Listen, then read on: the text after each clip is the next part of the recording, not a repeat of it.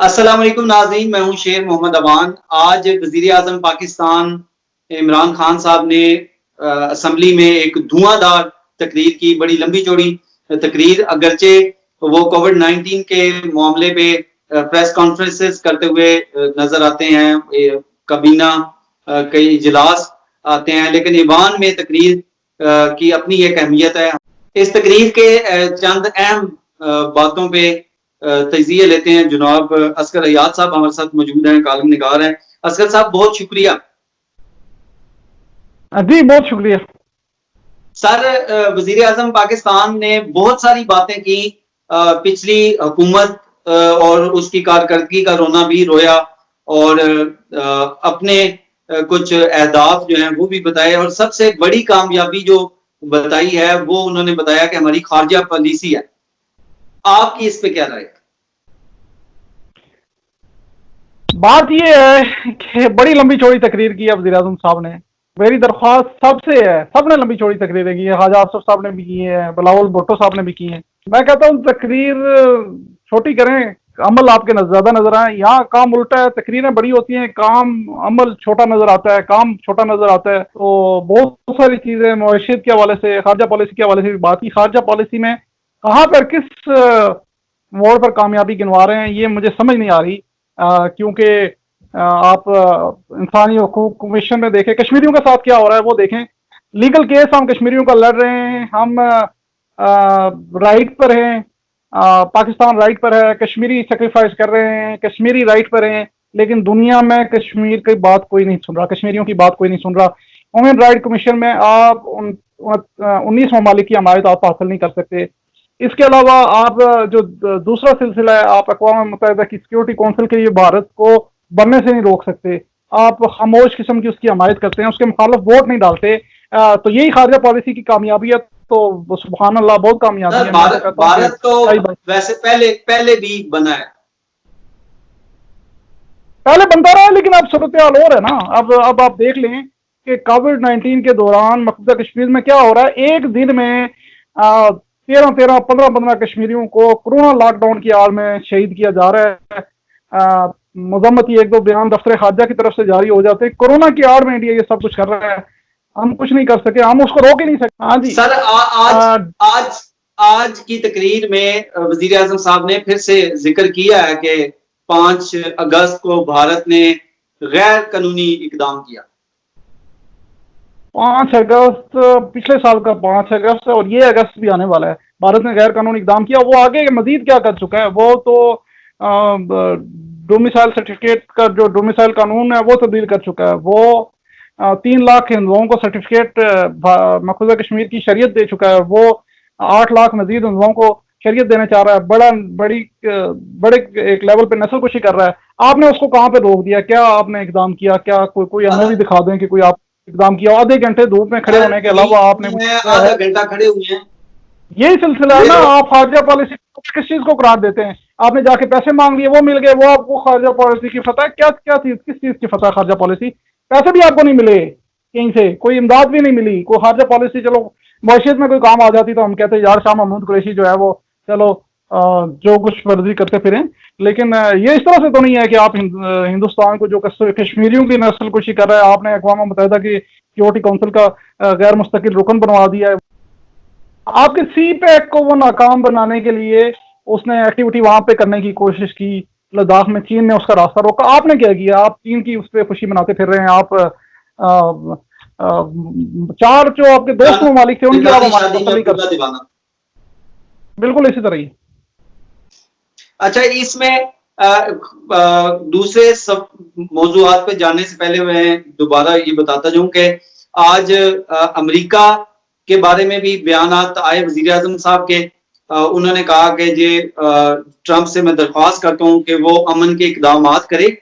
और बड़ी अजीब सी बात है कि साथ उन्होंने ये भी कहा कि ट्रंप जो है उसने हमसे दरख्वास्त की कि हम अमन मुआहदे में मदद करें।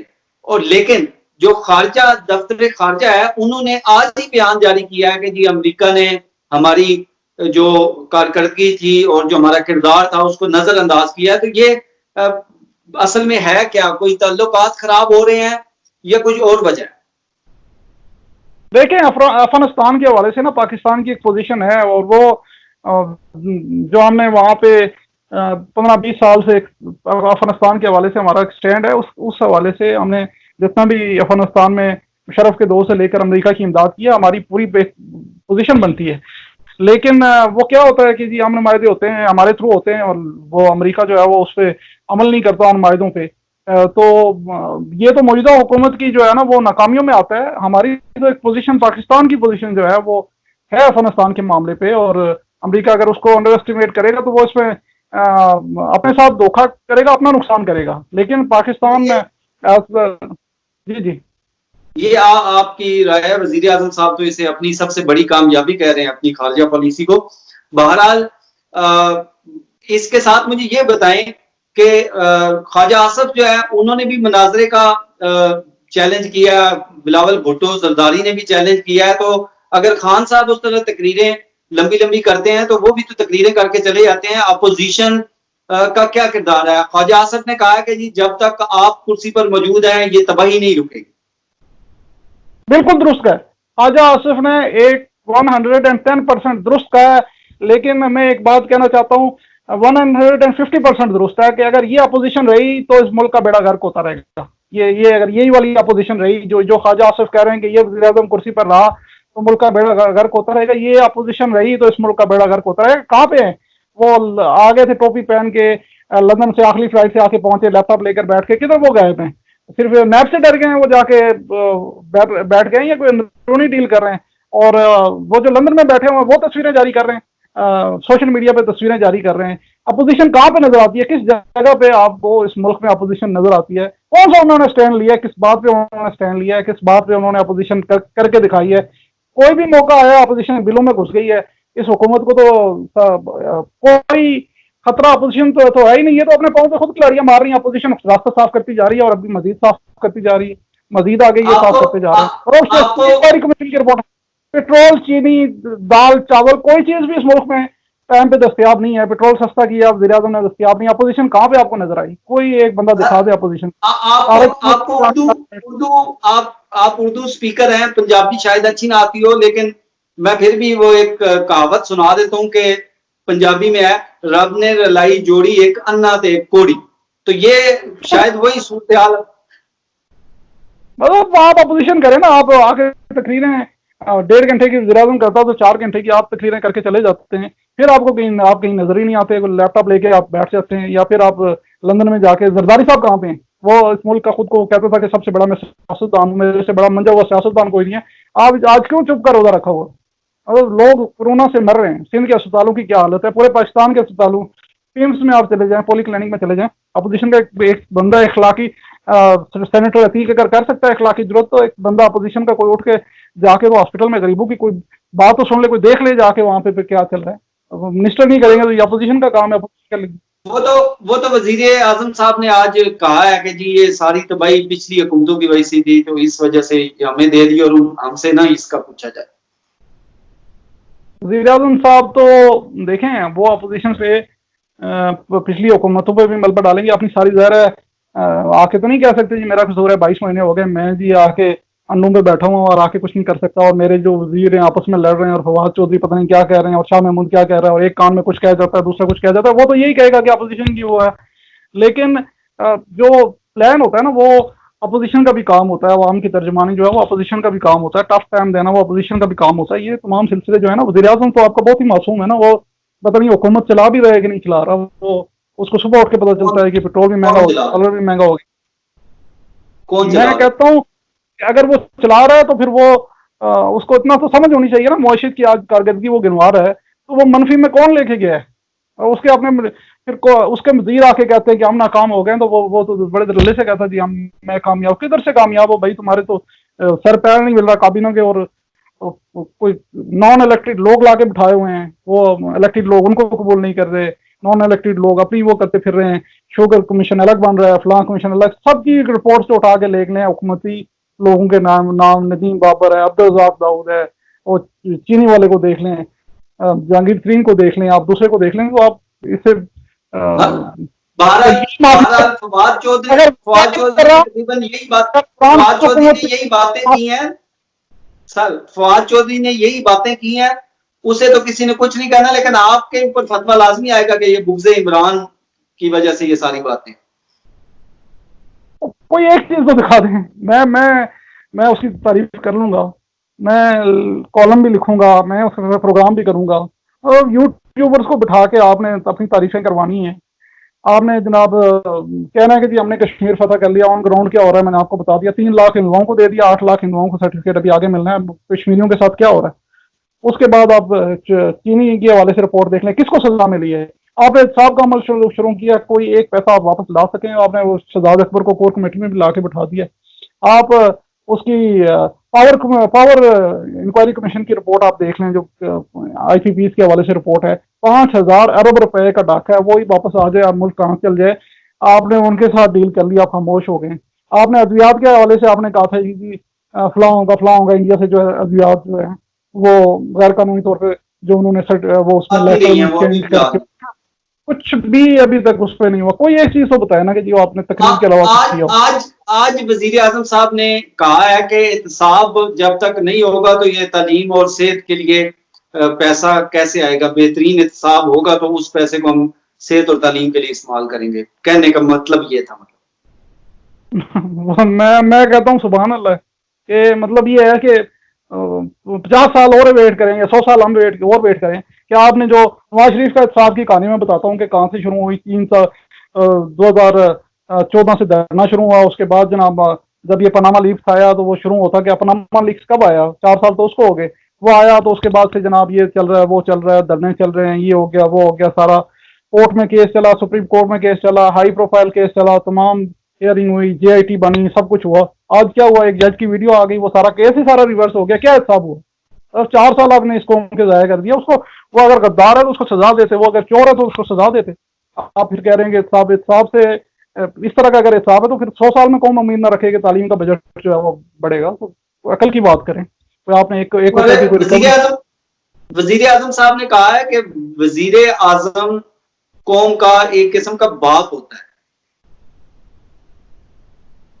मतलब आप ये देख लें कि माशाल्लाह से कैसा बाप है कि ना, वो कहता मेरे पास कुछ नहीं है, मुझे दे दो, मेरे ये में डालो, मुझे ना मेरे चंदा फलां चीज पे भी चंदा दो, फलां पे भी दो, फलां पे भी दो, फलां पे भी दो। तो भाई बाप का होता है तो उसका किरदार होता है, वो करना पड़ता है। वो कौम कौम का अगर बाप हो तो उसका किरदार आप निभाओ। आप आज आप रोड्स पे नजर आओ, आज आप हॉस्पिटल्स में नजर आओ, ये तो नहीं है मास्क पहन के आप जनाब दस इस घंटे पे उन्होंने बात की है, तो मफहूम ये था कि पाकिस्तान के लिए पैसे मांगने में मुझे कभी शर्म नहीं आई, मतलब ये सारा पैसा अवाम के लिए मैं मांग रहा हूँ। तो कुछ करो भी उस पैसे का। मतलब आपने पैसा मांगना है और जहांगीर के उसमें डाल देना है, जिस कितने अरब रुपए आपके करप्शन आपने कहा था मैं रोकूंगा, इतना पैसा उधर से बचा, आपको बाहर से मांगने की क्यों जरूरत पड़ती है? ठीक है। और आपने पाकिस्तानियों से आप मांग रहे हैं कि जी मुझे ये चंदा दो। की तबाही की वजह से ये तो बार बार वो बताते हैं, मतलब वो बाकी बातें कम करते हैं, ये ज्यादा बताते हैं, फिर आप पूछ रहे हैं कि क्यों जरूरत पड़ती है। वो बता तो रहे हैं कि पिछली हुकूमतों ने सारी तबाही निकाल दी थी। सर ये कह रहे थे कि 200 अरब रुपए लाएगा, मुंह पे मारेगा। 200 अरब डॉलर किधर है? 90 रोज में करप्शन खत्म करूंगा, किधर है? करप्शन का तो पैसा आपने कह रहे थे 12,000 अरब डॉलर की साल की करप्शन हो रही है, वो 200 साल का मिला दें 24,000 अरब डॉलर किधर है? किसकी जेब में गए अगर इन्होंने करप्शन रोक दिया? इस बात ये से तो मैं वही चीज। इत्तेफाक करूंगा। आज फिर उन्होंने कहा कि 10,000 वो मनी लॉन्ड्रिंग जो है वो फिगर 10,000 वाला वो दोबारा से फिर आज दिया है कि इतनी मनी लॉन्ड्रिंग हो रही है, और उधर FATF को भी हमने जवाब देना है, और इधर हम असेंबली में खड़े होकर कहते हैं कि जी इतनी बड़ी मिकदार में मनी लॉन्ड्रिंग हो रही है। ये पुरानी बातें हैं, ये उसी तरह की बातें हैं जो पहले करते होते। अच्छा, क्या नया किया, क्या क्या नहीं बात। अच्छा एक आखिरी सवाल मुझे ये बताइएगा कि वजीर आजम साहब ने ये कहा है कि PM जो है वो अगर जवाबदेह नहीं होता तो फिर वो मुल्क कभी तरक्की नहीं कर सकता। तो इससे आपका कितना इत्तेफाक करते हैं? जवाबदेह अगर PM नहीं है, PM की काबीना नहीं है, PM के चंचीस खर्चे नहीं है, कोई नहीं है, तो कैसे मुल्क आगे चलेगा? तो किस चीज में जवाब दें? क्या है ना, शुगर इंक्वायरी कमीशन में मैं पेश होता हूँ जाके, और जाके मैं अपना बयान रिकॉर्ड कराता हूँ। फैसला किसने किया था? काबीना ने किया था, वफाकी काबीना ने। ईसीसी की मंजूरी के बाद आप नहीं किया था। हेलीकॉप्टर केस में आप नहीं पेश होते, इलेक्शन कमीशन में आप नहीं पेश होते। ये मतलब अभी आटे का डाका मारा जा रहा है। अभी इस दौरान जब हम बात कर रहे हैं, मजीद महंगा हो रहा है आटा, लोगों की जेब में जा रहा है। कौन जिम्मेदार है? गवर्नेंस किसने बेहतर बनानी है? कौन हुकूमत कर हेलीकॉप्टर रहा है? हेलीकॉप्टर केस तो पहले का है ना, वजीर आजम बनने से पहले का है। शायद उनका ये हो कि अब की बातें बता दें। नहीं, मतलब ये शुगर का मामला देख लें, पेट्रोल का मामला देख लें, आप आटे का मामला देख लें, कोई चीज़ एक तो उसमें वो कहेंगे जी हाँ जी जिम्मेदारी किसी पे, मेरे उस पे किसी पे आयद होती है। मैं इस मुल्क का वज़ीर आज़म हूँ। कल शिबली फराज साहब की बड़ी अच्छी बात लगी, पीटीवी का वो मामला था जो कश्मीर का नक्शा चलाया, उन्होंने कहा मैं जिम्मेदार हूँ इसका, मैं अपना इस्तीफा पेश करता हूँ। तो पेश करें ना इस तरह इस्तीफा करके, वो आके कहें मैं मुझसे नहीं डिलीवर हो सका। फवाद चौधरी ने सारे 14 पॉइंट्स जो है उन्होंने मान लिया। उन्होंने कहा कि हम नाकाम भी हो गए, हमने ये भी नहीं कर सके, हम ये भी नहीं कर सके, आपस में इख्तलाफात भी हैं। वज़ीर आज़म ने नॉन इलेक्टेड लोगों पे, ये किस जिम्मेदारी होती है जो नॉन इलेक्टेड लोग बैठाए हुए हैं, जो कल बोरिया बिस्तर अच्छा लेके चले जाएंगे। असगर साहब, अब वैसे तो हम ना अपोजिशन की भी वो गीदड़ भक्कियां और लंबी लंबी तकरीरें कहानियां सुनते रहते हैं, बाहर आके तो फिर भूल जाते हैं, फिर वो उधर जाते हैं, फिर वही तकरीरें शुरू हो जाती हैं। इसी तरह हुकूमती अराकीन की भी सुनते रहते हैं। लेकिन आज की खान साहब की तकरीर में एक बड़ी दिलचस्प और हैरान कुन बात यह थी कि खान साहब ने कहा थी 13 मार्च से के बाद मेरे बयानात में कोई तजाद नहीं है कोविड-19 के हवाले से, और दुनिया ने मतलब हमें देख देख के सीखा है। तो क्या आपने इतने लंबे अरसे से आप रिपोर्टिंग भी कर रहे हैं, देख भी रहे हैं, इजलास कवर करते रहे हैं, इंटरव्यूज करते रहे हैं लोगों के, तो क्या ऐसा ही है कि इन 3 महीने के अरसे में, इस 3 महीने के अरसे में कोई तजाद नहीं है या अलग अलग बयान? मैं कहता हूँ, मैं इस मामले पे हाथ जोड़ता हूँ। मैं कहता हूँ नहीं, मैं मेहरबानी थोड़ी भी मेहरबानी कि ये कि कभी मुझे तो तो नहीं आप हाथ जोड़े। मैं कहता हूँ थोड़ी मेहरबानी। ये 3 महीने की बात कर रहे हैं, 2 दिन के बाद इनका ये आज का बयान फेम नहीं होगा। मतलब ये किसने कहा था कि फ्लू है और वो है वो है, और किसने कहा कि ये बड़ी सख्त बीमारी है? तो कोई एक तो बात तो सर करो यार, कोई इस बात तीन मतलब ये बात आप समझना, बयान आपने शायद कभी, शायद तीन मैं कहता शायद हूँ तीन नहीं, सानू घबरान दे, हूँ नहीं, हूँ घबरान, असगर दे सानू। असगर साहब, हो सकता है वो 3 महीने का इसलिए उन्होंने कहा हो कि पिछली कहीं वो तकरीरें ना सुननी पड़ जाए ना। लेकिन मैं जाती तौर पे समझता हूँ कि अगर पिछली तकरीरें खान साहब सुने तो बहुत बेहतरी आएगी। यकीन जाने कि पाकिस्तान में इमरान खान साहब जैसी अच्छी अपोजिशन आई नहीं। इन सब को कंसेंसस करके ना इमरान खान साहब को ताउम्र अपोजिशन लीडर बना दें, देखें मुल्क कैसे तरक्की करता है। तीन 3 महीने पहले की बात, चलो रोज ये तब्दील कर देते हैं ना, रोज अपनी आज बात करेंगे, कल वो तब्दील कर देंगे, और मतलब वो फिर सर पैर भी कोई नहीं होता किसी बात का। तो ये मैं अब चले कहता हूँ कि मैं फिर मैं ये अज्यूम कर लेता हूं कि आप खान साहब को नहीं, मुझे हाथ जोड़े, मुझसे जान छुड़वा लें, प्रोग्राम का वक्त खत्म होता है। पाकिस्तान जिंदाबाद।